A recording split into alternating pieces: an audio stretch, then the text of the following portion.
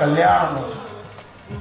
સ્વામિનારાયણ ભગવાને આ ઘોર કળીકાળમાં જીવાત્માનું સહેજે સહેજે કલ્યાણ થાય એના માટે આ ઉદ્ધવ સંપ્રદાય કહેતા શ્રી સ્વામિનારાયણ સંપ્રદાયની સ્થાપના કરી છે. આની રીત બાંધી છે, આની પરંપરા કરેલી છે અને આ સંપ્રદાય મર્યાદાનો છે.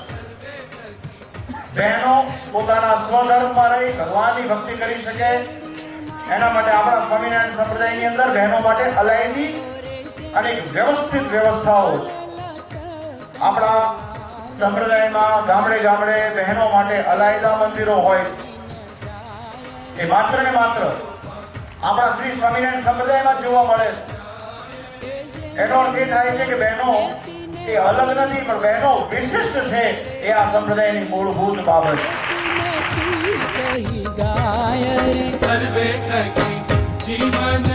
આજે જ્યારે 2015 નો ઉત્સવ યાદ કરીએ, નારી શક્તિ નારી ભક્તિ ખૂબ મોટો ઉત્સવ પરમ પૂજ્ય ગાદીવાળા શ્રીએ ગોમતીજીના કિનારે કર્યો હતો.